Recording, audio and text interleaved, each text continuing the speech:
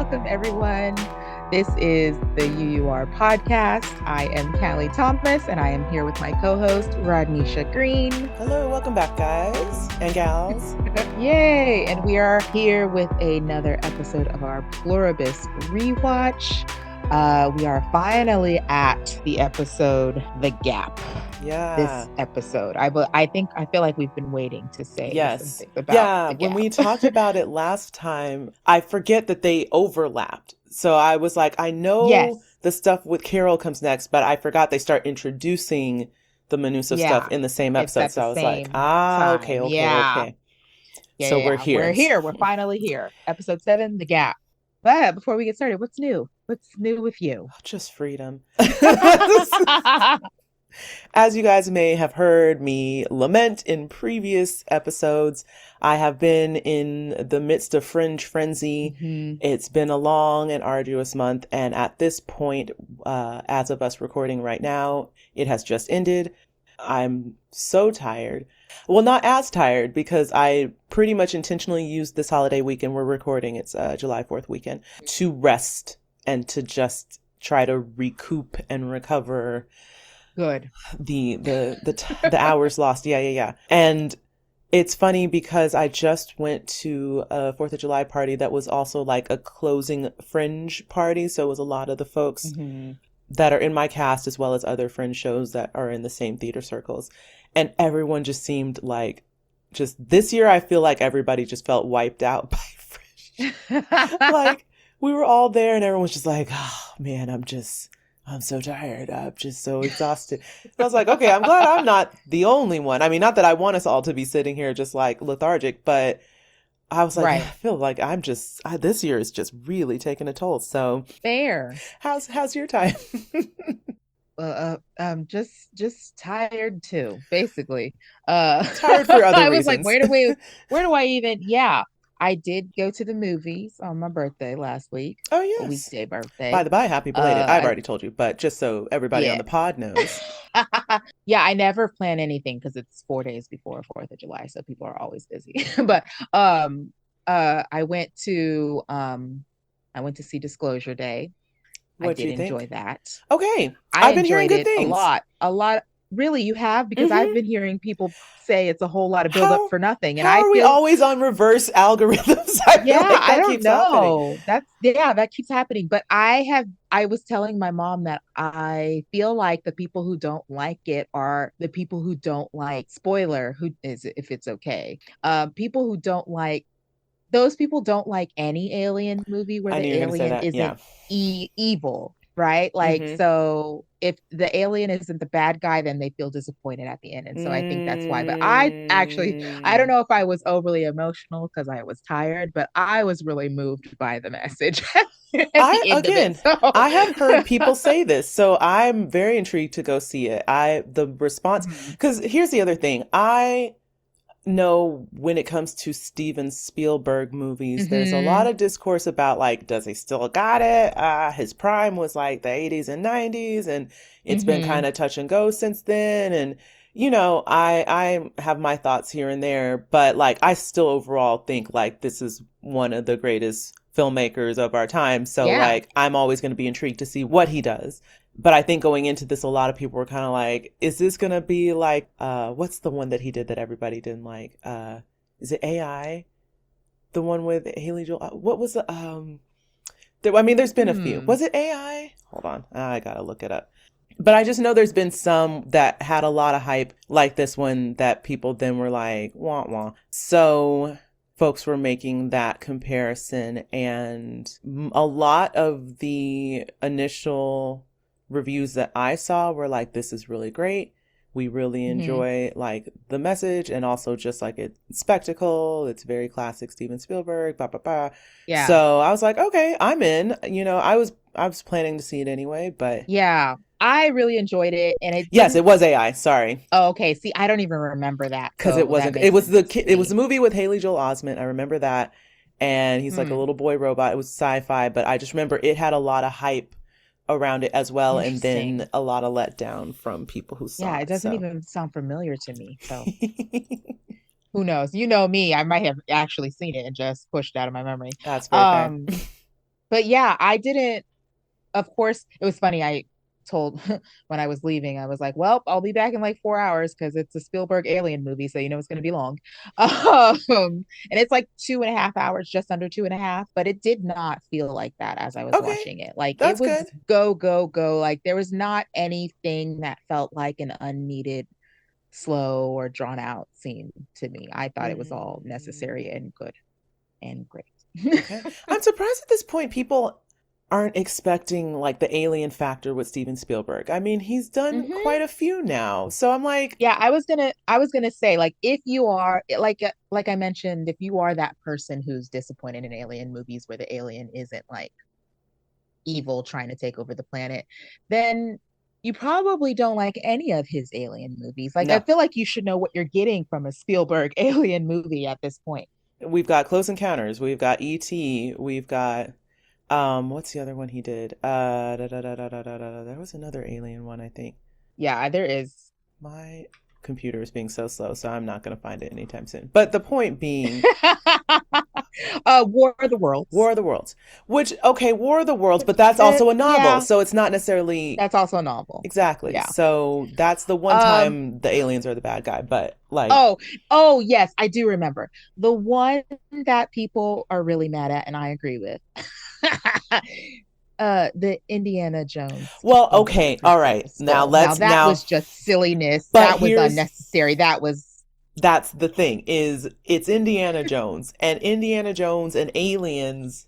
No, they shouldn't have been. no. It was like, okay, man, we know you love aliens, but you don't need to put them But in we don't need everything. to cross genres here. Like, let's let our adventure be our adventure and let's let our sci-fi be our sci-fi. Yeah, that was a mistake. And That was a mistake. I don't That know if was. he'll ever own it as a mistake, but That's funny. we didn't need Kingdom of the Crystal Skull. We didn't need it. We didn't need it. Oh, And that's to be funny. honest, me personally, hot take, we didn't need any Indiana Joneses after Last Crusade. Right, Perfect right. trilogy. Should have just Yeah, left it, let it alone. That's just me. So, agreed. okay. I think we've movied you guys out with all of our movie chat. We clearly need to have like a movie thoughts separate podcast where we just talk We about do. impending We movies do. because it comes up a lot. Let us know in the comments, guys, if you want to hear about that. All right, well then let's go ahead and move into our pluribus recap officially, and we'll start with a brief summary. So, in this episode, episode 7, The Gap, Carol returns to Albuquerque and decides that she is finally going to exploit the luxuries of the others and what they can provide as they continue to avoid her. Meanwhile, Manustos ventures across South America alone, running low on fuel, food, and water, but refusing help from the others. He practices English by listening to language lesson tapes in his car along the way, and when he reaches the Darién Gap, the others warn him of dangerous conditions and urge him not to continue his journey on foot, offering to transport him with his car directly to Carol. In response, Manustos defiantly burns his car and tells the others that he will never accept their help because everything they could offer him is stolen. During his trek, though, he traverses the jungle and accidentally trips on a rock and is impaled on a chunga palm tree. It's awful. Despite attempts to cauterize the wound, he collapses and is then rescued by the others. Having spent over a month in isolation, we're back on Carol, who has succumbed to depression. She paints a message on the street asking the others to come back to her, leading to Zosha's arrival at her home, where Carol tearfully embraces her. And that is our mini summary. All right. So our main cast, as always, Ray Seahorn as Carol Sturka, Carolina Rydra as Sosha, Carlos Manuel Vesga as Manusos. And we have guest stars, Jesse Ramirez as concerned villager, Jota Ramos as a friendly driver, and then we have Norman Patrick Brown, Tina Griffin, Alma Zerth, Sure. and Katrina Golden as villagers 1 through 4, respectively. This episode is written by Jen Carroll, Vera Blasi, and Ariel Levine, and directed by Adam Bernstein. Okay, let's jump into our scene by scene. So, We are starting with I was about to say prequel, our Hold open. cold. God, Oh. where is my, I, you guys, you see her face. oh my I could God. literally see the like blank Ah! searching of the brain for what is this What is called? it called? She's like, Thank you. that's not it. Pre, post, what? Okay. Brr. Our cold open. On the road again. We open with Carol back on the road home, and we see a road sign that says Flagstaff, 162 miles, Las Vegas, 415. So she's making her way back from her time with our good friend. She hums to herself in the car. It's the end of the world. Do, do, do, do. And she pulls into a gas station. She goes into the shop and picks up the phone to ask for pump number 1 to be turned on. She then plays a scratcher while she's waiting for the recording to finish. The others remotely turn the lights on in the station for her, and she immediately calls back to ask for an ice cold red Gatorade, very specific. She then loads up her trunk with a buttload of fireworks, because why not? Soon, a drone flies in and drops off her red Gatorade. However, it is not ice cold like she requested. It is quite tepid. So she goes back inside to call the others again, and she tells them to do better next time. She peels out the gas station, and this time she's belting "It's the End of the World." Mm-hmm. Vocally, not just humming. All right. Whoa, my brain is shoosh. Okay. We're going to get it, guys. Yeah. Bear with me. My only note at this point, I'm still just like, why? She's still listening to the whole message. Why haven't we figured out how to, I guess she's figured out ways to She's just like, not trying. Yeah, she's just passing the time while it happens. She's not even, yeah, she's not trying. I guess not. Someone mentioned that on the main podcast after I posted a clip of the clip of you saying like, why isn't she pressing like star or something to pass the message? And someone said they originally intended at some point to have her figure out how to skip by, but then everyone just thought it was like a funny long gag. Like the cast and crew thought it was funny, so they just kept it in. Okay. And I was like, well, I'm glad you guys enjoyed it because it's Okay. annoying us. Yeah, I was going to say, I mean, intentional or not, I guess I just, for Carol as a character, I was like, why is she not thinking about how to bypass this message? Right. At least they're aware that they were like, no, there's a way she could have, but we just thought, how funny. Someone also brought up that like it's her only human-ish connection because she is not talking to anybody else now. I did wonder after this one, I was like, maybe she likes it. Maybe this is like her way to get some kind of human voice stimulation, so she lets it run. Sure, maybe. I guess. It drives me nuts, but you know, I guess when you've got nobody, it's better than nothing. So right. So with this cold open, I just kept thinking like, you would think after everything that has happened with Carol by this point that they would have the foresight to remove explosives from her path home. Like, I'm like, why were there even explosives still left in this store? Like, I understand they leaving things. They probably intentionally left things, right? Because they know what she's doing. They know she's driving away or whatever. They're still watching her so that they can support her if needed from afar. Why'd you leave explosives in her path? Like, seems reckless to give her fireworks. But anyway, this will come back up again later in the episode. Yes. I'm continually appalled by the others' lack of foresight for the humans that anyway, we'll come back to it. But this was one example where I was just like, y'all haven't learned yet. Come on now.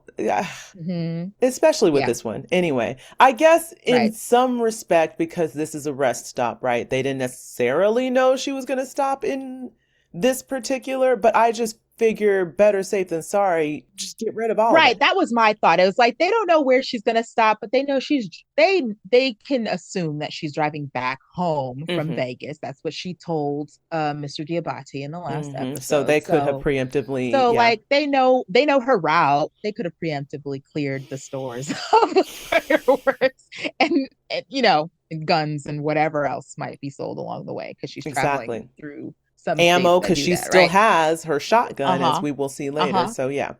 All right. Well, so anyway, we get to Carol's big fun day out. So she gets back home and we find her in the evening and we get another time marker. At this point, it's 12 days, 20 hours, 42 minutes, and 53 seconds. She lights a sparkler in the middle of her cul-de-sac and she cracks open a beer, but her fun is interrupted by the sounds of coyotes in the distance. I say coyotes here, but I think later on she says they were wolves. I don't know. She's getting bigger Oh, and scarier animals you know coming. what? Now that you, okay, we'll talk about it. We'll come back to it. Sorry. Okay. Instead of fleeing, though, she howls into the moon with them, and she seems free-ish, I guess. Anyway, so we go through a montage of Carol doing all kinds of things. So next we see her playing golf, and she drives to the next hole in the golf cart, and she just sees a buffalo casually grazing on the green. Um, when she gets back to her police car, it won't start, and she sits for a while, trying to decide what to do, and looks over to see a nice selection of vehicles parked in the golf course's valet, because of course, people at golf courses typically have really nice cars. And she selects a Rolls Royce with a just married banner written on the back of it. And there's still balloons attached to the trunk. She takes the keys and she drives off in it. She then goes to Jemez Springs and enjoys having the hot springs all to herself. Her next stop is the Georgia O'Keeffe Museum, and she sings Ray Charles's "Georgia on My Mind," fitting, as she browses the museum. And once home, we see that she has a print of Georgia O'Keeffe's White Flower #2, and she takes it off of her wall and replaces it with the original that she has stolen from the museum and puts it on her wall. She's like, this looks nice here. Then she goes to her fridge and decides what to eat, but then she gives the others a call instead and she requests to dine out. She tells them exactly where she wants to go and what she wants to eat. And she gets all dressed up and goes to the restaurant where she and Helen celebrated their anniversary. And all her favorite meals and courses are waiting there for her. And then she walks over, she starts to eat, and she's like, nope, something's not right. She walks over to the piano. It's a player piano. She selects a song to add to the ambiance, and then she goes back and enjoys her meal. So going back to the top with the howling part, I didn't think about it at first because I initially did think it was the coyotes again. But now that you mention it, coyotes don't like howl Like that. that. They do like that yippy thing where they're like, that whole thing. That's not quite it, but I think in the next episode she mentions wolves, and just as I was reading this summary right now, I was like, oh wait, I think these were wolves. Yeah. So I didn't think about it till just now when you said, I was like, oh, you're right. It wouldn't be coyotes. They don't make the same noises. Yeah, it was coyotes that came to try to dig up Helen in the previous one, but not this. So that invalidates my note because I was just like, Carol and these coyotes. But I was like, like these damn coyotes.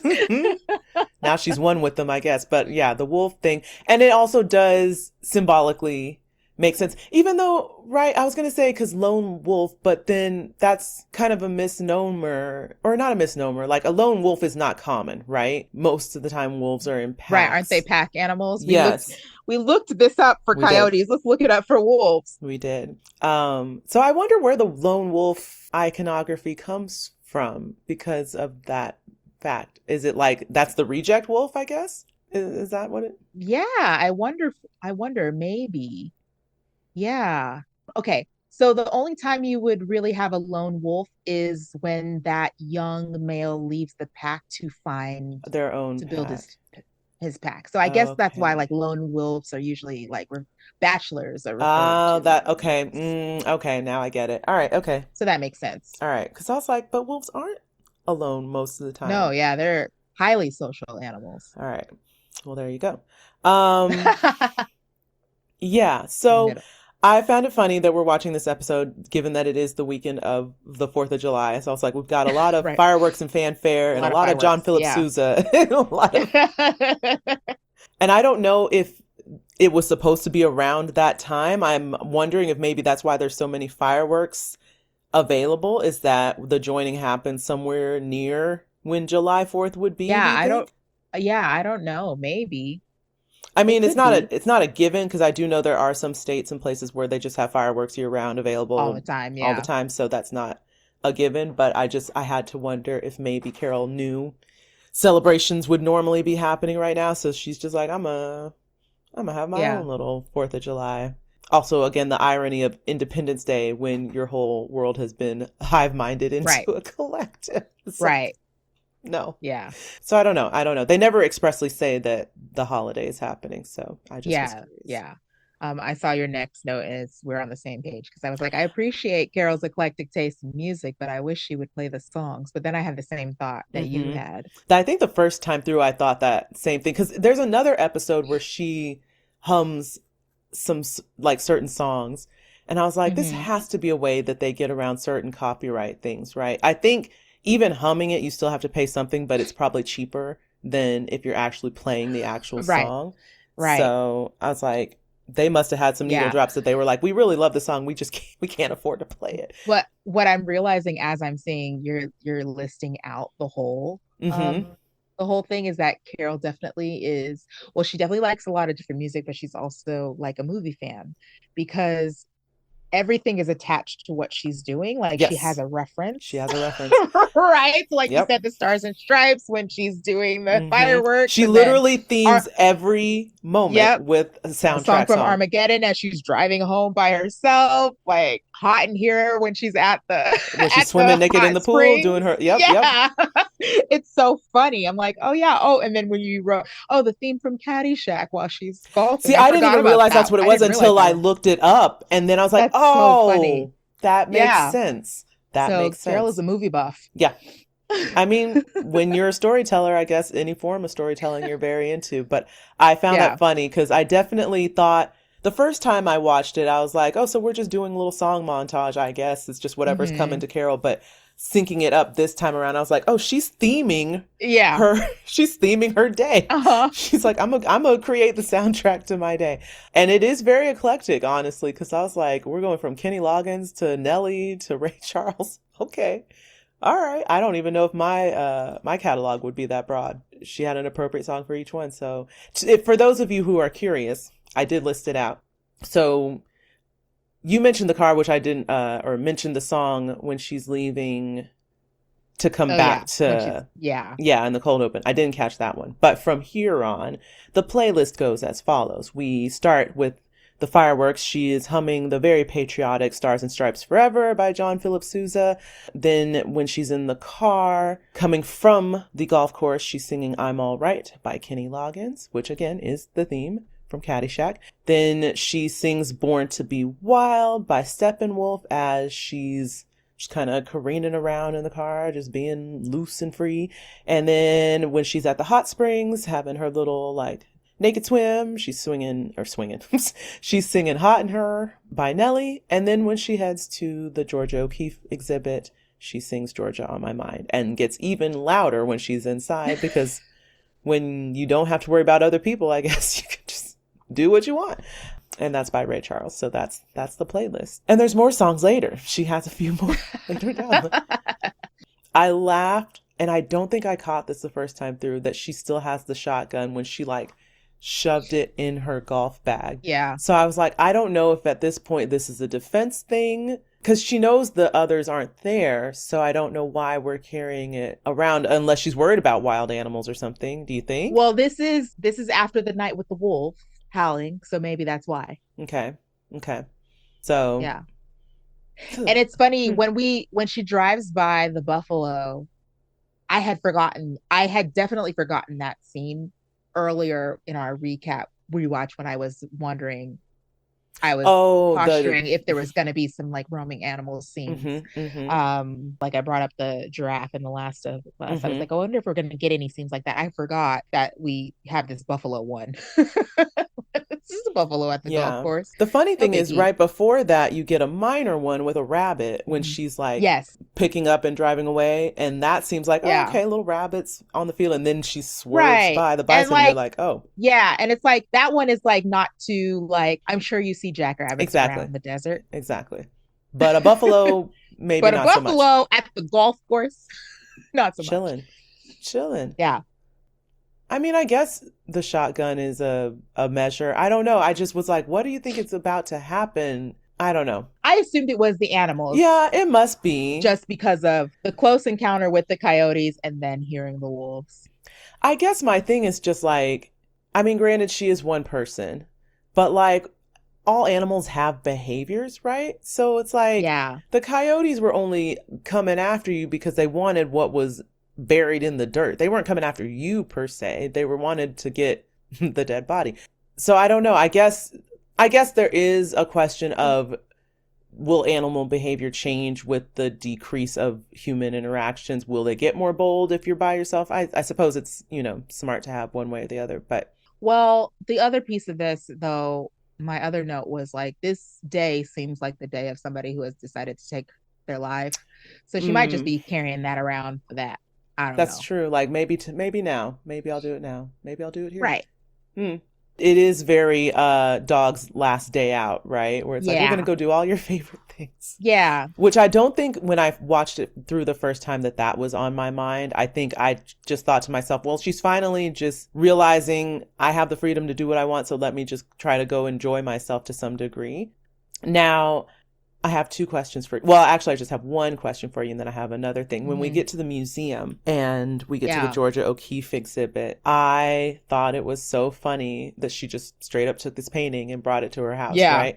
So I was like, well, I have a question for you, my resident art friend. If you could steal a painting from a Yeah. museum or just a famous artist rendering or whatever, do you have one that you can think of? What would it Yeah, be? I was thinking about this because I was like, well, if it was like Carol and it was something that I already have, it would be the Scream by Edvard Munch. Mm, Because I already like I have that mm. poster. I've had that poster since high school. Okay. I wouldn't have a way to do it. The other things that I have are too big to take. So like I have some framed prints from Picasso, but they're like those paintings are massive. So I was Right. trying to think of if there's anything else. Walker, I knew that was wrong. I kept saying Kara Davis, and I was like, that's not right. Kara Walker. Okay. Um, she's a contemporary painter, and she does like printmaking and also like paper cutouts. Her artwork explores like race and gender norms and all kinds of things, and Okay. it's definitely like thought provoking when you walk through it. She also does like very big installations too. So I think it's hard because I was like, I like her work a lot, but I don't know if she has something that I could just like take off of a wall and put in my house either. But I know she has there I don't know if it's still there, but there was a very long standing Kara Walker room at LACMA that I'd go to every time I went there. And I was like, well, that's local. I could go take some Walkers because that's pretty close. That's true. Okay. I, because I'm not the most knowledgeable of art or artists, Mm-hmm. didn't have anyone off the top of my head. But I think what I immediately thought to myself, because I worked temporarily at the Huntington Museum and Library, which is a very popular stop Mm. here in LA. It's actually out in the valley. I worked there temporarily, saw a lot of really pretty art, saw a lot of fun stuff. But it would be ridiculous because it would never fit in my current place or any other probably. But I was like, ooh, everybody was so geeked out about the Blue Boy. Thomas Gainsborough, classic Mm. portrait. Everybody came to see that dang Yeah. thing, and if I could snatch it, I probably would. But then I was like, what I loved when I was working there, so I would be snatching it too. At the time that I was working there, they had the Blue Boy exhibit. That's a long running one. Actually, for a while, I think it left the museum and went Yeah. somewhere else and then came back, but whatever. But Okay. then Kehinde Wiley had just done Mm. his portrait rendition of the Blue Boy, and I can't remember what it was called. I think it was called Portrait of a Young Gentleman. Oh, So, okay. but he painted that because he grew up going to the Huntington and was inspired by the Blue Boy. And it's like, a black Mm. kid, basically the modern equivalent of what the Blue Boy would have represented in Thomas Gainsborough's time. So Okay. I was like, if I could steal both of those, I would. And I'd have one in one room and one in the other room. But they're huge. So there's no way I could legitimately steal it Yeah. myself. I'd have to go get like a crane and some other stuff to haul it out of the museum. Right. Yeah, that's Um, the thing. I'm like the stuff that I'm most impressed by are like giant works.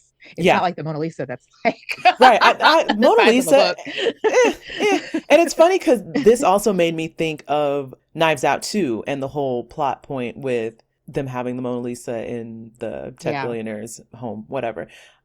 I know it's a great work of art. It's fine. Yeah, I think aside from like specific ones that are in my mind, I think I would probably just browse the bigger museums and do like one from different One periods of from art each history. I'd be era. like, Oh, I like that. I'll take a Monet. Sure, I'll just pick one. I'll take Mm-hmm. a Warhol. I'll just I would take a Warhol. different like iconic. I Like would it take a doesn't have Warhol. to be the soup cans, but I'll take one of his. One of the earlier Uh, works. yeah, I think I would probably just like shop. Okay, I like that. I like that. Okay, so then the other thing I thought about during this moment when Carol hauls the George O'Keeffe out into her car and into her house, Hmm. have you heard of a movie called The Thief Collector? Is this the one that we saw together? Okay, I was Wait, gonna say I thought so. did you see the, This this was is the, we got the screening at LACMA, Yes, right? Lakma. Yeah, I Okay. saw it All with right. you. Yeah. I was like, I'm pretty sure it was Callie that saw it with me, but then I was Yeah, like, yeah, wait, yeah, or was it yeah. Tiana that saw it with me? Now It I was don't the three of remember. us. Oh, okay, that's why. All right, that's why my Uh-huh. brain, because I was like, I don't know why I feel like I have a memory with both Tiana of them. invited us, right? She had the connect, right? And then we went. Yes, there it is. Thank you Uh-huh. for refreshing my brain, because I was just like, am I crazy? Am I having one of those Mandela effects where I don't remember which person I saw it with?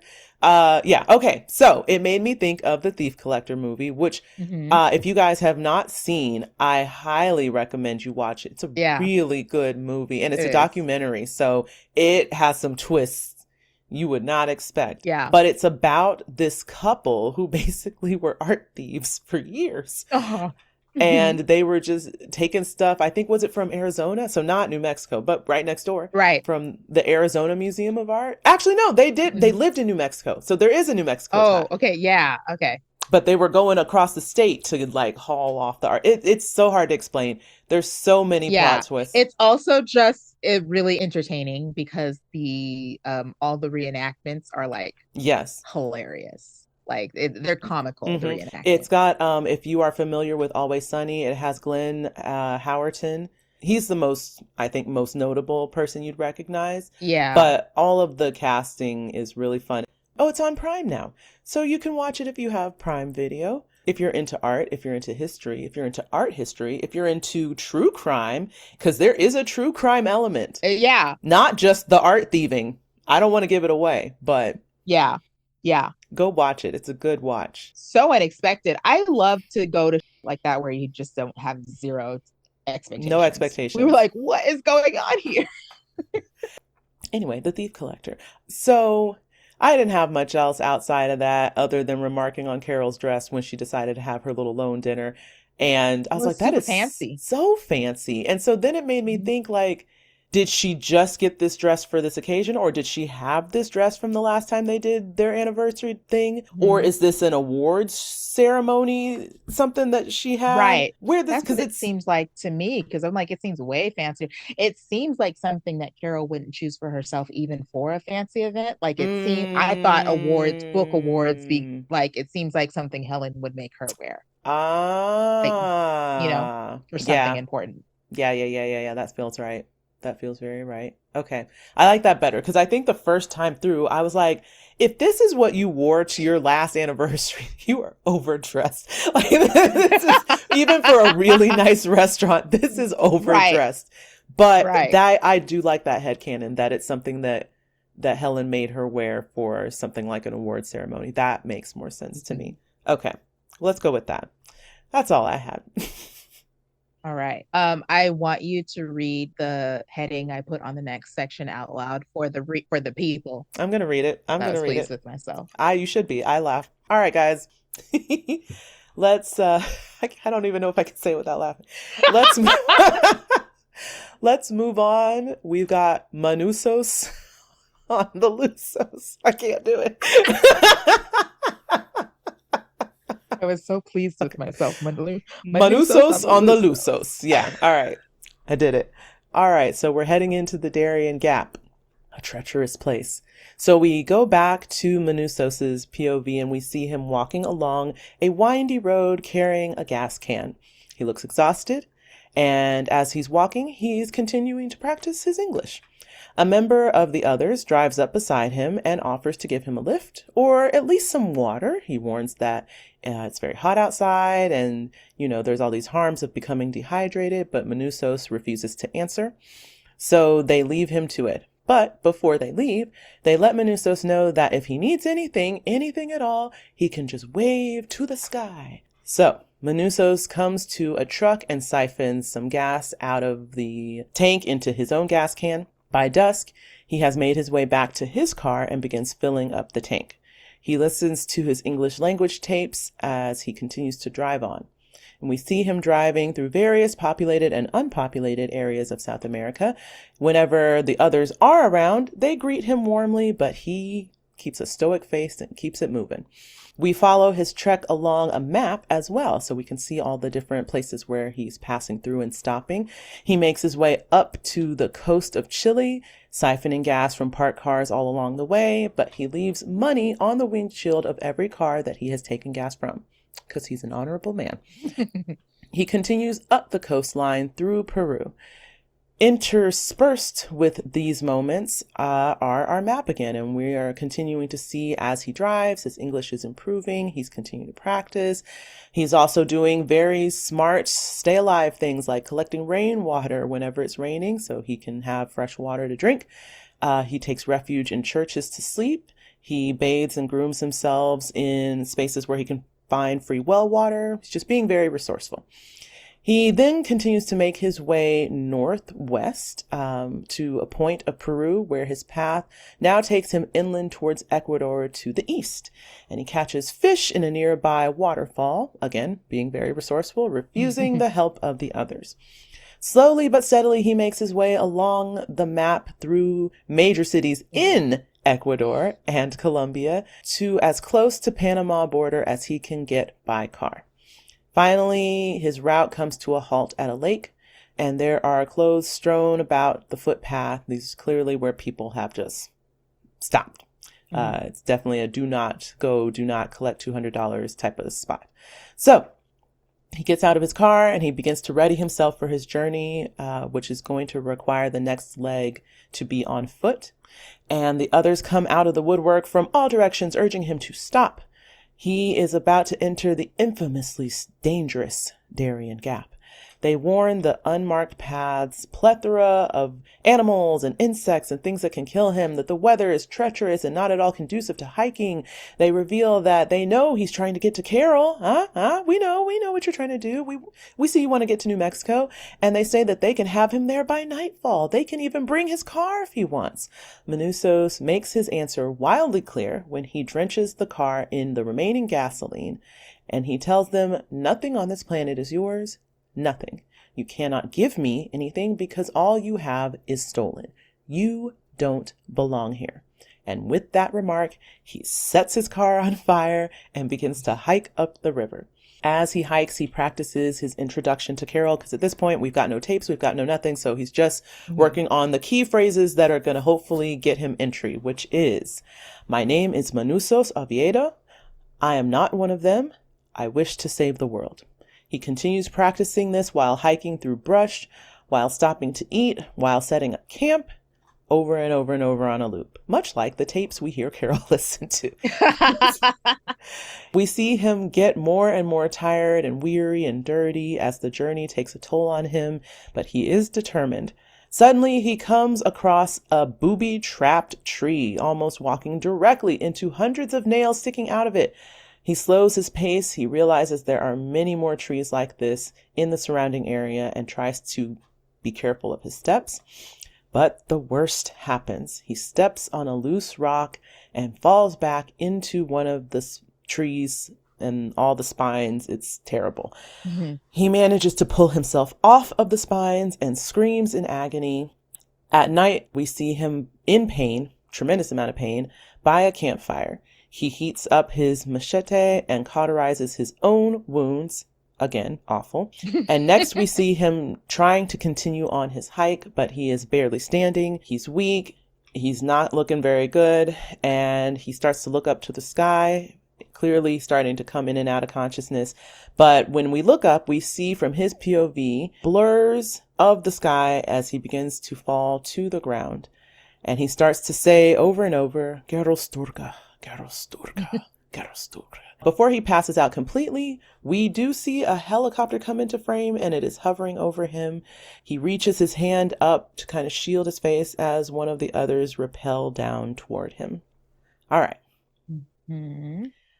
This was my note. Okay, it's happening now. This is when I was like, oh, okay, we're doing yeah. it. We're doing it this episode. When I looked up the name of the episode, I was like, no, it is this episode. Yes. Oh man. Okay, so I know you have stuff before he actually gets to the Darién. Yeah. Okay. I first off just want to commend this. Anytime people learn English. Now, obviously, it's a TV show. We're kind of, compressing the learning space. However, I have to say this. I just feel like anytime I see other people who are not English speakers learning English, it just puts me to shame about my ability to learn another language and how I'm continually thwarted by the ability to do so. And there are people from all over who learn English in many spaces, not even just in America. And not that they don't have problems doing it, but the impetus to do so seems to be very much more emboldened on their end to get that learning under their belt. Whereas for Americans, I think we're very comfortable with the fact that most people just adapt to us instead of us having to adapt. So anyway, I had to commend Manusos for even the little bit of English that he's getting under his belt in these days that are leading through his trek. And I was like, hey, what a great way to use your time, right? You're in the car, nothing else you can do. You don't want to talk to these people. Get those English tapes out and start learning. Yeah. So I was like, well, give yourself some grace because he is driving for a long time. We don't get a time marker yet, but once we do, we realize it's been a long time. This is true. And that's all he's doing all day long is practicing his English. So I guess that would be how immersive I would need it to be. That would be helpful. You would have to, same. But I do agree with you. I had a client years ago, and I worked with this family for 7 years total because they followed me from one company to the next. And but when we were starting, we were it was we will figure it out as we go. They didn't have the staff to have someone on there who was bilingual. So I was like, how the hell am I supposed to surprise this case? This mama don't speak any English. I don't speak. I just know a tiny bit of Spanish. So we were always using, but she was ready. She was like, we just gonna both have our translator apps, right? And so then she was like, I'm taking an English class, but they told me to get Duolingo. So she's the one who told me to Duolingo. I'm like, okay, girl, we both going to Duolingo it. When I tell you, by the time I stopped working them, her English is so good, and my Spanish is not even close. Her English is so good. I don't understand it. English is not an easy language, but why is it people can seemingly learn English better than we can learn anything? I don't understand. Yeah. Okay. That's a great real world example. But it is the immersion, right? Because if it were reversed and I were living in Mexico this is true. And she were trying to learn English there, she'd have a lot less practice than a good point. I would with my Spanish, right? But I was only practicing it with clients, but she's practicing it everywhere she goes, right? Yeah. That was always the thing that I was told when I was doing Spanish classes. It's you have to put yourself somewhere where you have to speak it. If it's going to a local, grocery store, if it's whatever, going into a certain community, you need to put yourself somewhere where you're going to have to speak it. That's the only way you're going to learn it. And I never had that immersive effect. So I can understand a lot more than I can say, which is frustrating, but again, same here. Yeah.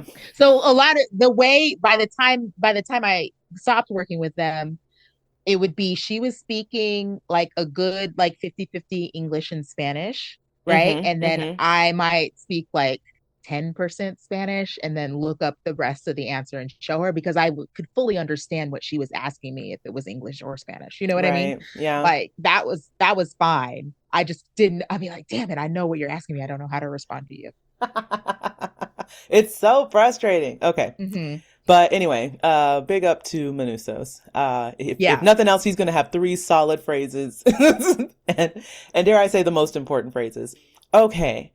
So the Hmm. other thing I wanted to mention last episode, but we hadn't gotten to it yet, that reveal hadn't come. When we were talking about like, where's this man's community? Does he not have other family? Da da da da. And I remembered, I was like, I remember they make a big emphasis on Manusos being, I'm assuming Catholic, Hmm. but being a person of faith. And so I was Yes. like, do you not have like a priest or church community or like anybody in that space that like would be a Hmm. better connect for him? When we were talking about the mom not being the best person, it's like, well, he Right. clearly is very devout. So is there not anyone in that space that would be a better person to talk to Yeah, him? that's a really good point. Like, yeah, why wasn't there a local priest trying to connect with him? I don't know. And I it don't know. just, yeah, that was the first thing I thought of. I was like, well, I can't bring it up yet because we haven't talked about it yet. But now we see, Yeah. he has his rosary. The first thing he does before he takes off is he kind of like prays to that, and he's sleeping in Hmm. churches. Like he seems very aware that these are like safe spaces, or should be ordinarily safe Right. spaces. So like he knows that that's places where he can sleep or take respite. So yeah, I'm just surprised that there weren't any faith-based community members that they tried to use to reach out to him, and not just the mom all the time. Maybe we send the local Catholic priest, or maybe we send, I don't know, one of the, I don't know. It just, and it's not the biggest deal because I'm sure he would have rebuffed all of them, but it just was Yeah. like, you sent the person that he hates, and there's got to be somebody else Right. that he That would be that a he better doesn't hate. fit. Right. Right. Yeah. Or he at least reveres or respects, right? So, anyway. Yeah. Okay, so this was the other thing that I found interesting that I didn't Uh-huh. catch the first watch through. He's going through these cities, and we see points where we see the joined there, and they're kind of Hmm. living life, and they're saying hi and da da da. And we just established that they don't need to be doing this business, right? They don't need to be in Right. these communities. They don't need to be Right. organizing cities. They don't need to be Right. living daily life. So are they doing this for show because they know he's passing through? Or are they actively, I don't know. I was confused because I it's yeah. I kind of feel like it's a little bit of both, because the parts where we don't see any people on his journey are far more rural, right? So I feel mm-hmm. like the people who were there have been moved and dispersed because it's not efficient for them to be in a rural area by yourself. I hate Right. that word. Sorry. I say it so much because like my job is like serving rural communities. You're like, but why? Can't Why? say it. Rural, whatever. Anyway, um, uh, low low populated Yes, areas. yes. Um, so they have moved out of there, but like Okay. also again, like I guess I would have to pay attention to what specifically they're doing. I think I see some people carrying So water and stuff. So maybe they are still gathering things in there, or but yeah. I couldn't tell if that was just for show or if they are actually like doing their like inventory and collection of stuff in those cities that he's What I driving through. noticed was when he was driving through the more like populated cities, there was nobody, Hmm. right? Because there was a Hmm. point where he was clearly going through like parts of like either Chile or Ecuador that are like populous cities, because they would show on the map that it's like a big city center. Yeah. And those were always empty. And then the super rural places, like where the church was and stuff like that, were also empty. But then it seemed like these little mid The spaces in in between. between had people. And that's why I was confused. I was like, so why are they there? Are they doing something that is necessary for the join for them to be there? Or are they doing it because they're trying to just Hmm. like be a little pop up? Hey, we're here in case you want to stop. I don't know. I was trying to Yeah, I figure don't that out. know. I wonder if that would be similar to Carol kind of living outside of the big city Mm-hmm. and there where she is Maybe. Maybe. too. Or they, I don't know. It was I don't very know confusing. why. I think Yeah. I wasn't expecting until we watched it through this go round that there would be people at all on his journey. I just remember him driving, and then that one guy in the truck that drove up to him and tried to warn him. Yeah. I forgot that there were people that he passed. So then I was like, why are they here? Because there was one very specific scene where they were all waving, like, hey, hi, Yes. Manusos, hey. And then there were another scene where he's just passing them and they're just carrying jugs of They're water just, and doing yeah. work. So I was like, very Right. confused by what's happening here. I don't Yeah. understand. Are they trying That to to trick me us? might have been like maybe they're emptying that city then of Maybe. its resources. Maybe. Okay. Because that one they didn't at all try to like engage with him. Yeah, they Some of them kind didn't. of looked at him and kind of smiled, but Yeah. yeah, I don't know. I just again was one of those that I was like, I can never figure out what they're up to, why people are where Yeah. they are. But I guess maybe if there's certain communities, like you said, where they do need to kind of empty out resources that aren't so easily readily available, they'd have folks around. Okay. Hmm. Anyway, I just found that an interesting observation. Um, let's see. What else before we get to the gap? Okay, I just wanted to note all the places where we stopped. I didn't get to look and see in what cities, but I just was curious because I was like, oh, they're showing the map. Where are these little spots? Yeah, I was looking up the cities so that I could tell which country he was in at each time Great. because my geography is terrible. Yeah, me too. So I was like, I don't know. I just wrote them down, but I was like, I didn't look at what country these are in. I don't know where any of these are. But how many? 1, 2, 3, 4, 5, 6, 7, 8, 9, 10, 11, 12, 13, I should 14, have been writing it 15, down. 16. There's 16 like cities they show when they have these little Yeah. map sequences that he's at least passing through. Maria Elena, Tocopilla, Chicha Alta, Parachique, Matacaballo, Sechura, Tumbes, Suramia, Huaquillas, probably saying that wrong. Yeah. Sonloki, Huango Polo. Wow, sounds like Marco Polo. Juanjo Polo, Quito, Tucan, Ipiales, Lomos Aislados. Aislados. Yeah, and La Honda is the last place we see before he gets to the Darien Gap. And Yeah. those So last I two don't were definitely, remember. yeah, Yeah, I don't remember where the lines end, but I know it's Chile, Peru, yeah. Ecuador. Okay, okay. I just know those last two were definitely like in the skirts. Like we were off the beaten Yeah. path at that point and we were just kind of Yeah. driving through Right. grass. Ecuador, then Colombia, Okay, because it's the Colombia Panama got it. border. Right. Got it. So, if you guys want to look that up, you can. I didn't. Could have, should have, would have. It was just number one. I was just like, "Whoa!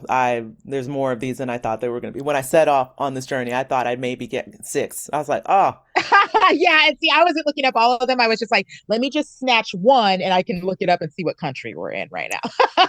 smart, smart." But all along the way, I was like, "This man cares about appearance. He's not going to come to Carol Sturka looking any kind of way." So we're still. He brought the clippers. We're Yeah, he still was shaving. shaving. We're still brushing teeth. We got the toothpaste with us. We're trying to stay hygienic. So I was like, all right, Manusas, Hmm. listen, I appreciate that these things still matter to you in a world that is lost. You are still a man of integrity and a man of hygiene, and that's got to count for Right. something. I do think we could have found a different way to handle this, though. I don't know that we had to burn up the car. Why? Why? Well, because he didn't want them to have it. F them. I have to leave it here. I have to abandon it. I'm going to burn it up because I don't want them to have any of my possessions. I mean, that's how I don't agree. I see the face you're making. I don't agree with him. Just I'm like saying that is his line of thinking. I know it's just silly. And then I also okay. Before we get into the Darien Gap itself, could we not have planned a little bit better for our treacherous trek? Right. He knew that he had to go through there, and it doesn't Right. seem like I he think we could have equipped ourselves packed for better that. with gear, with like Hmm. backpacking specific stuff. We could have found, Hmm. again, he's already dropping dollars on these cars for the gas he's siphoning. You couldn't have stopped at a sporting goods store Right. somewhere on your journey Yes. and just dropped some cash in the register and got you some hiking gear and some better Yeah. boots and Yeah. I don't know, some food that you could have like little dehydrated food packets so you're not having to, I Hmm. don't know. I just was like, we could have better, you knew you were going to do this. Yeah. I think we could have found an integrity way, or you could have wrote your little IOUs at the stores or whatever and better set yourself up to make this journey and not Hmm. have to struggle quite so much. Like maybe we wouldn't have been slipping on rocks if we had some food packets and some, protein and some water cans in our or geared up backpack. Maybe if you had a Yeah. geared up backpack when you fell into them spines, it would have gone straight through your back. I don't know. Yeah. We could have done better. And Yeah. then I also was like, why didn't you get like a little tape recorder so that you could keep learning your English? You could have kept those tapes. I yeah, he could have kept the tapes, but also I feel like he probably already knew like once you're in the Darién Gap, there's no time to be practicing. Like that's the least of your concerns. I guess. I don't know. I guess my thought is like, I did on one hand think, okay, you probably do need to have some awareness and be paying attention and listening. But there probably could have been some downtimes. Have a little, I don't know. Maybe that wasn't the most I don't, important thing. yeah, I don't think so. Or at least have the tapes for the other side when you get out. Yeah, for the other side. Yeah, keep it in your backpack. Yeah. I just felt like Yeah. it was a waste to burn them up. I was like, I don't know. They weren't that much weight. You could have kept them, kept a few, Yeah. whatever. Anyway, ugh, I have Okay. problems with how we decided to approach Yeah, this. yeah, he seemed very prepared in certain ways, but then not for the actual part that he really needed to prep for. I agree. No, no. Um, okay, so let's talk about Let's the get Darién into Gap it. for Yeah, people who yeah. don't know what this area is. So I'm gonna read you some stuff about it because it's interesting because it's dangerous for many reasons. Mm, Some of the danger is not there anymore because of okay. the joining. Okay, All right. Okay. here, here anymore in this storyline because of the Got it. joining. Got it. Got it. Okay, Got it. Got it. Got it. so first we have the geographical situation, right? So the Darien Gap is the area where Colombia meets Panama. So Mm-hmm. it is the only land bridge between North and South America, right? Mm-hmm. And historically, both countries have tried to work together to build a highway that goes all the way through, but cannot be done. It is too treacherous, whether it's because of just the terrain or it's because of the lack of cooperation between the two countries. It's Mm, probably some of both, mm-hmm. right? So, but anyway, so it's hold on, where's the geography? Okay, so on the Colombian side, it's dominated primarily by the river delta Okay. of the Atrato River, which creates marshland. So that's why we see him like trudging through like mud and water and stuff through the first part a lot. And then on the Panamanian side, it's a stark contrast. We have mountain ranges and forests. So it gets harder and harder as you go. And if you're trying to, go on foot like him, you'd have to then after being exhausted from all of that stuff, you have to climb mountains, like literal mountains. Okay. Literal Um, mountains. um, so this area is a remote, roadless, and dangerous area of rainforest on the international border between Colombia and Panama, stretching across South Panama's Darién province and the northern portion of Colombia's Choco department. It acts as a natural barrier between North America and South America, consisting of a large drainage basin, dense rainforest, and mountains, and it's known for its remoteness, difficult terrain, and extreme environment, with a reputation as one of the most inhospitable regions in the world. Nevertheless, it's the only land bridge between North America and South America, and so it has historically served as a major route for both humans and wildlife. So, obviously, with this type of terrain, the terrain itself is dangerous, but then the animals that live there are dangerous, right? There's going Mm-hmm. to be poisonous things, there's going to be bugs. I am a big fan of the the series of the different continents' most dangerous animals Oh on gosh, yes, Netflix. yeah. So it's like South America's most dangerous animals, and then they do a countdown. Australia's most dangerous animals, and spoiler alert: the number one is almost always the mosquito because of all of the shit they carry, This and they're is everywhere. why I hate But them. yeah, um, but but so I've watched stuff about the animals in this region, um, but also the danger that is there that is not there for Manusos because of the joining is all of the crime. Okay, so this is a lawless area Ah, because it is a section that is not not owned policed by by any. Colombia and not policed by Panama. Mm, And so there are gangs and traffickers mm, because they are exploiting all of the people who are trying to migrate to the US. mm. make their way up there and get to Interesting. at Mexico and the US. Okay. And so people get killed, people get, you know, Essayed, raped raped. and all Yeah. kinds of Mm-hmm. stuff and all of that in that area. He doesn't have to worry about that. But I'm sure being from South America and knowing where he's going, he is aware that that is there and he doesn't know anything about the others yet, right? Because he hasn't tried to talk to any of them. So he Mm. is probably also on guard for dangerous people. People. Okay. Uh-huh. Which is that's just it's it's just craziness. So anyway, Mm-hmm. um Interesting. I could watch documentaries about this place, but that's why there's so many clothes there. I was going to say, now that you've said that, I was It's like, this from the explains people why starting, their journey. it's people who have overpacked for their migration. Yeah. And And they have to then drop stuff. the Okay. right and then the coyotes who are there to lead them are like, no, you can't take all this shit, and they make them drop everything. That makes You also sense. have people get extorted, right? Because you get, and this happens anytime somebody is trying to make an illegal migration somewhere, but it happens here a lot too, where they pay a certain amount thinking like they've paid for their crossing, and then they get there and then it extorted for more, because what are you gonna do? They're just gonna leave you in the jungle to fend Right. for And you're going to yourself die. if you Yeah, don't exactly. you don't pay them. It's Okay. terrible. That's, oh, Yeah. okay. So I was like, oh my gosh, there's so much more here that makes it dangerous that's not even a factor for him, because a large amount of the danger is the people too.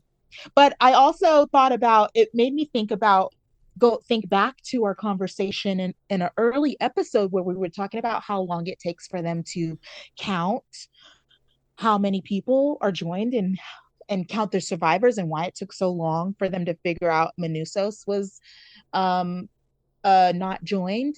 And it made me wonder about, like, what about people in these highly remote areas that are in very small tribes or maybe spend a lot of time alone? I'm like, could there possibly be Be. anyone in this area that is not joined that he needs to be worried about?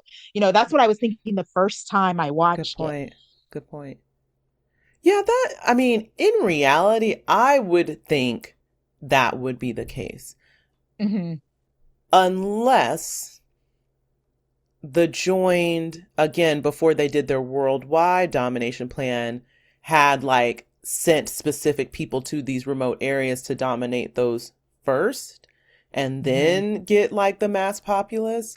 But I don't know, just the likelihood, Yeah. because there's so many remote spaces that not even many explorers have like uncovered where people could be taking up Yeah. like residence, that there's got to be people that didn't get Right.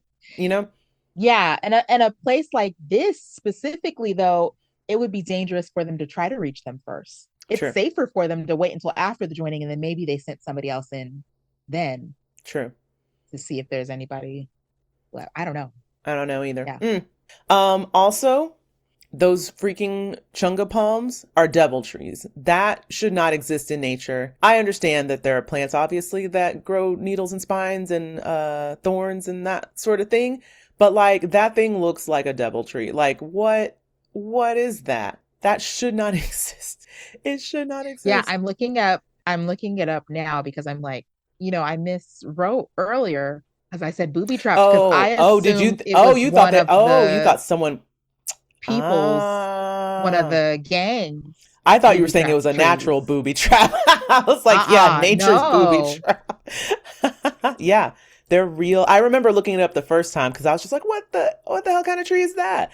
And I looked it up and I was just like, that naturally You grows know like that? what's really funny though, because the way it looks, Yeah, I almost feel like they did a bad job of like making their fake ones for the show, probably. because the The fake real ones look ones, so uniformed yeah, that I thought they were nails, but the real ones do look like yeah, all haphazard and yeah. randomly placed and everything. Mm-hmm. Yeah, that definitely was probably a design flaw. Oh, but they're just awful looking. Anyway, Yeah. when that scene happened, the first time I screamed. I knew it, Uh-huh. the way they're tracking him, something's about to happen. You just don't know what it's going to be. But when he Uh-huh. almost hits that one dead on in the face, you're like, oh It's shoot, like, this is oh next shit. level threat. We already had Yeah. like animals and bugs and whatever. I'm thinking some snake is going to wind up and bite him. I just didn't know what was going to happen. Right. Yeah, I was waiting for a snake bite for When sure. he stepped on that rock and fell backwards, I screamed the first time I saw it. I screamed for a long time because I was like, oh, he's dead. He's dead. Right. But He's then dead. he pulls himself off of it and you're Yes. like, what? That was awful. So I knew it was coming this time. I knew it was coming. I still couldn't watch it. I was like, I hate this scene. I hate it. I can't watch it again. And just hearing the noises, I was like, oh, this is terrible. This is awful. I would have just given up. I would have waved at the sky and been like, come get me. Come get me. I'm dying. I Yeah. messed up. Come get me. There's no way I would have kept trying to go. This man is nuts. I just was like, sir, you're in the jungle. You're malnourished. You are probably dehydrated. You just impaled yourself on a tree. And you don't know what kind of fungi, bacteria, whatever are on these spines. So you cauterizing these things may keep you from actively bleeding out, but Mm-hmm. you're going to die. Like, Yep. you're going to die. Yeah, you're gonna I die. would not have kept trying to go. I don't care. Right. Because let's say in some miracle way he made it all the way to Carol without any support. He'd be near death at that point. And then you know what she would do? She would call the others to come fix him. So it would be like all for naught. Guess what? They still had to save you. Because who else is going to help? Who else was going to Right. be able to do anything? Right. Anyway, maybe he was hoping he would just die. I don't know. I I don't think he had a death wish. I think he wanted to make it, but it's just the stubbornness.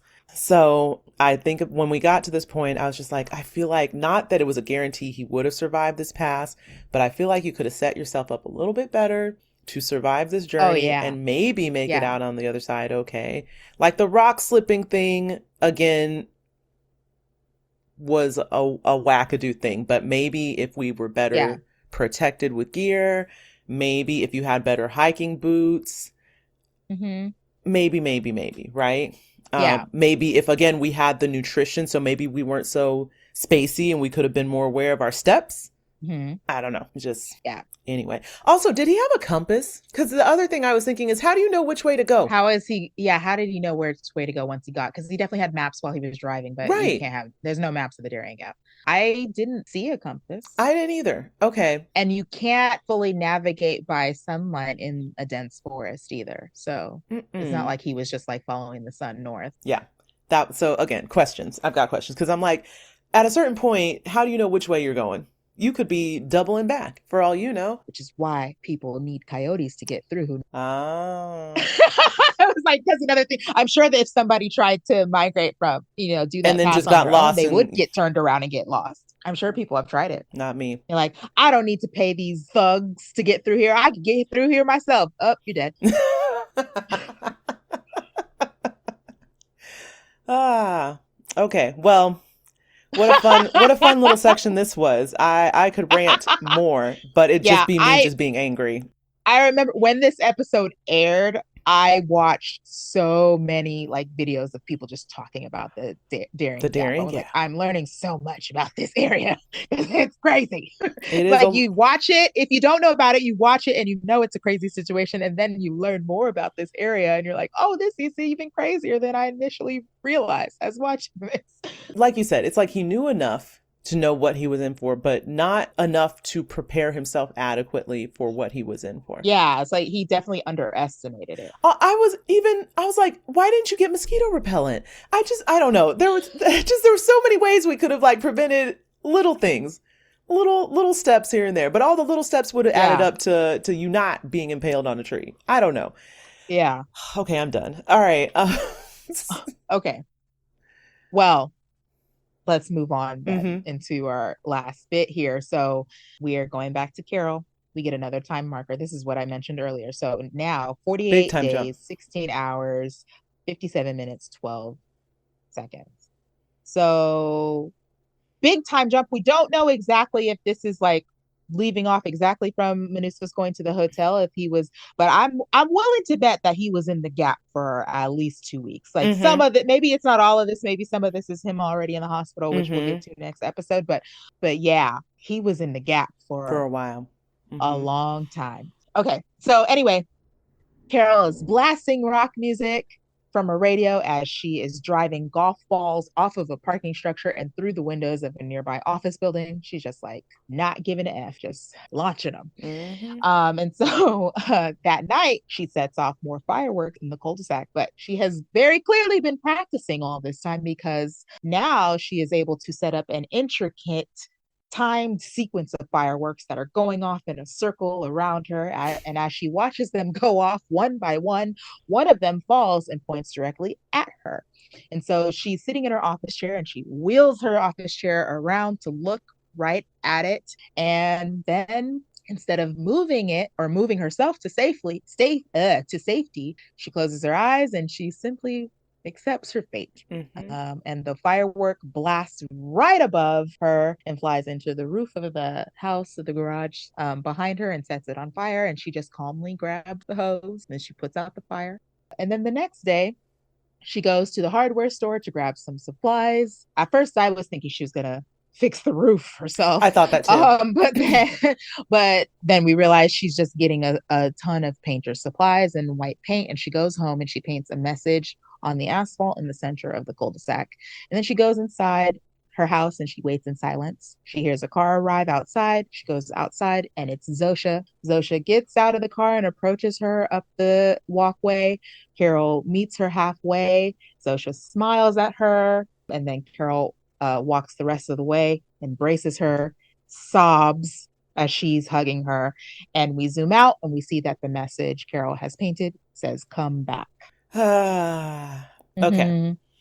So I found it interesting that we get an actual needle drop because we were just talking earlier about how they've been kind of getting by. She was singing everything, yeah. With Carol humming everything and singing little ditties. But now we finally get like a true in-universe. And I think another thing I thought to myself from an in-universe diegetic stance is like, oh, maybe the reason, like maybe creatively they don't want to use like music soundtracks over stuff. They want everything to be in world. And because we don't have internet and we don't have Spotify and blah, blah, blah, maybe they're thinking, and I'm assuming there's no radio stations because nobody's there to maintain a radio station, right? So then you wouldn't necessarily have access to music. Yeah. But then they had this moment and I was like, aha, yes, burned CDs. I love it. So we get the needle drop. It's You've Got Another Thing Coming by Judas Priest. And we see that it is on a burned CD. I don't know if it's Carol's or if it's one that she found, but it is labeled Booyah Jams 2006 Volume 2. And I was like, that is iconic. That is so millennial. That is so early aughts. Like, that was what you did. You burned your CDs and you always came up with some ridiculous name, like title so of your CD playlist or whatever. And it just brought me back. But yeah, Booyah Jams was hilarious. I was like, okay. Okay. Volume 2, which means there's a Booyah Jams Volume 1. Again, I don't know if this is Carol's CD or if she just found it somewhere and is playing it, but we at least have some in-universe diegetic music. And I find it interesting that now we're deferring to played music as opposed to Carol singing it. I think it, like you said, it's very telling of just kind of this giving up, right? Like that internal playlist is kind of done. She's over it.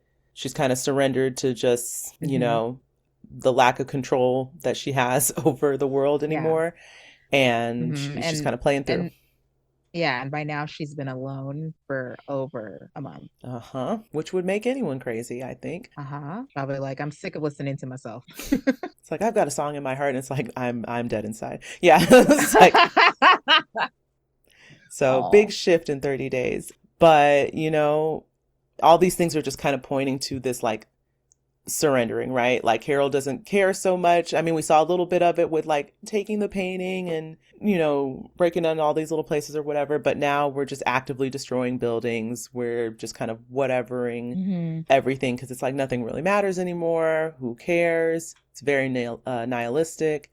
Now, the fireworks stuff was crazy because I didn't, again, realize the first time through watching this that she had set up this like mousetrap of fireworks to go off, obviously in timed intervals. And I was like, how long did it take her to figure out all of the like the weaving of all these different little like lines to set off. This one's gonna go over here, and this will go over here. I was I like, don't you've know, got but a she's lot been of time. practicing for a month.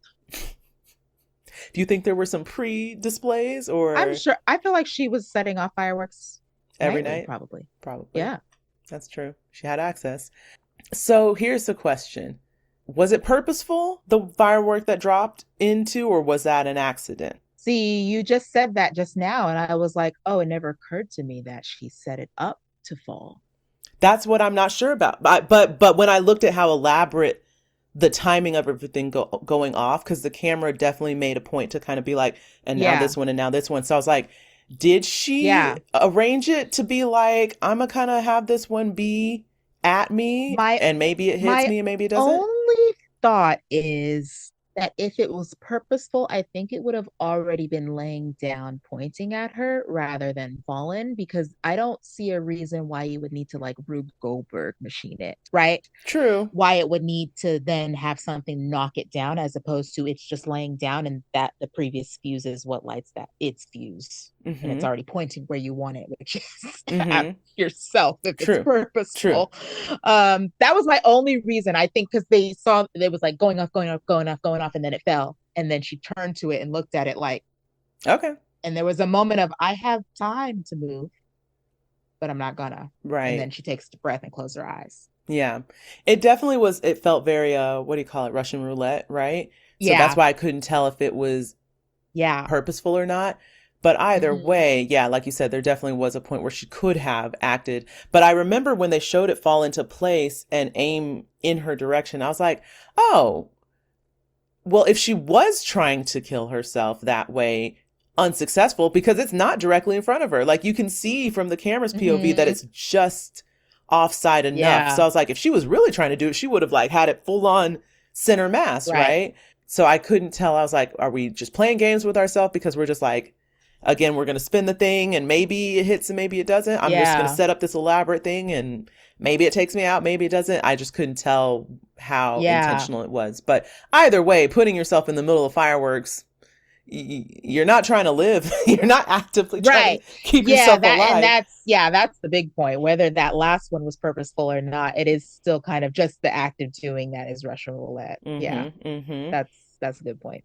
So, Oh, but as soon Carol. as it hit the house and she just was like, I guess I should go put that out. Like it just, Right. it was so Yeah. resigned.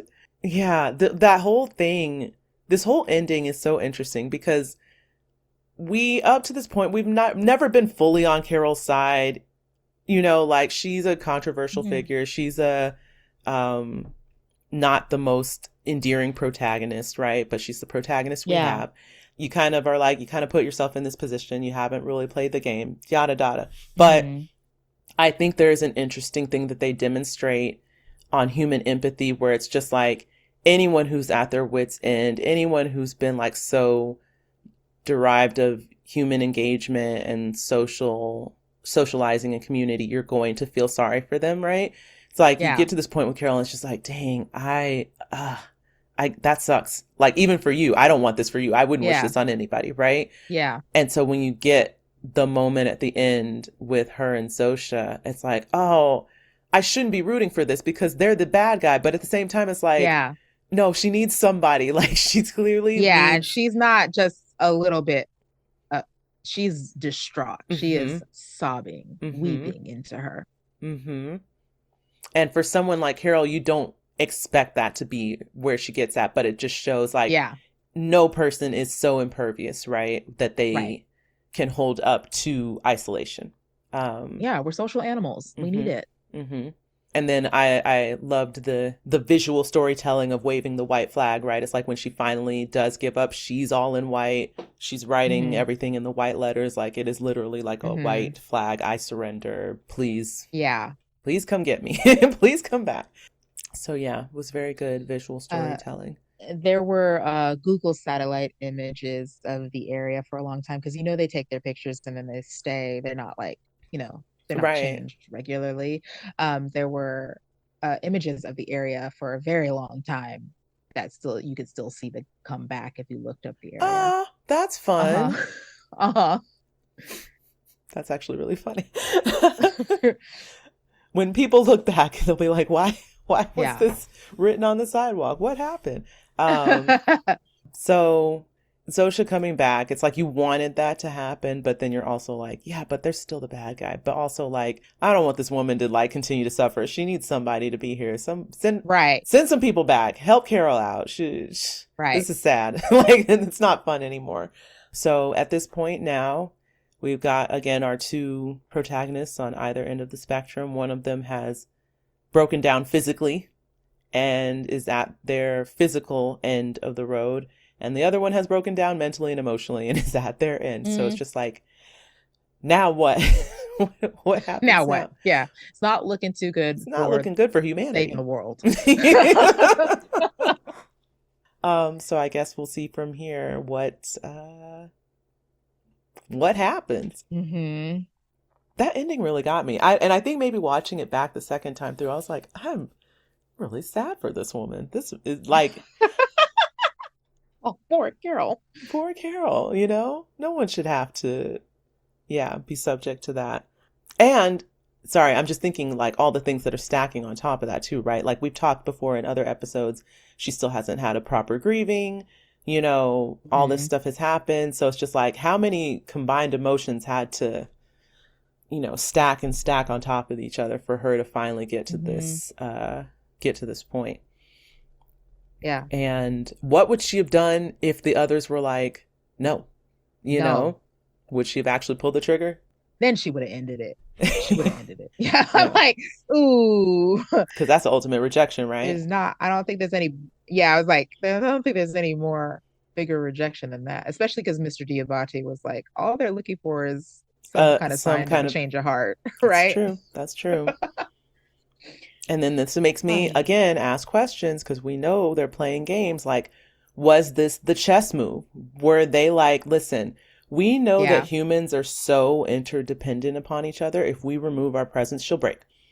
And then we'll pretty much get her to do what we want. So now it's like, we'll talk about that more in the next yeah. I was gonna say now it's like, who's playing who at this point? Who has the advantage at this point?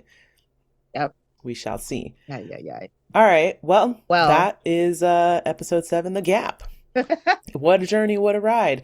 Thank you guys for coming back and hanging with us as we talk through this episode. Per usual, you can keep up with us through the pod, or you can interact with us socially. Don't leave us hanging in isolation. Don't make us have to plead to the hive mind for a little interaction. Engage with us.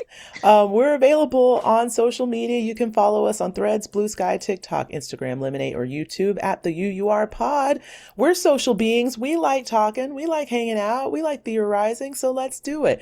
You can also email us more personally, more directly at theuurpod@gmail.com. Send us your theories, your questions.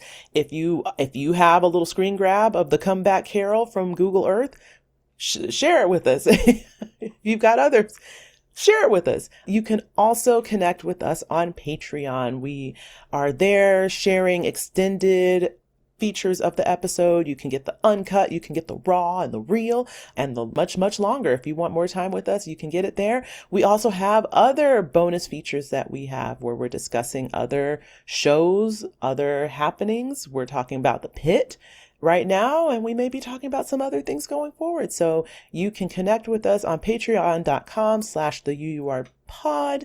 You can join the Severed Floor tier membership, and that's where all those extended and exclusive cuts of our episodes will be available to you, as well as early access to said bonus content.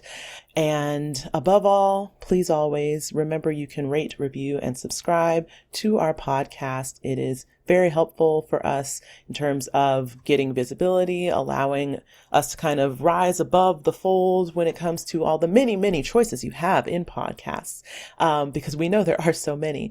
But this micro podcast would love it if you chose us and give us a nice positive review. It just helps others find us, helps build our community, helps us be able to share in this collective we call humanity as we journey through this thing called life on this rocketing blue marble that's spinning. I've got real. She's challenging I'm channeling Kristen Wiig from Bridesmaids. A little bit. A little bit. And if I hold on to my words a little longer, you won't know if I'm done with the sentence. With this sentence, baby. Yeah. Yeah. All right. But now I'm done. Well, this has been the You Are. And remember, nothing on this planet is yours. Nothing. You cannot give me anything because all that you have is stolen. You don't belong here.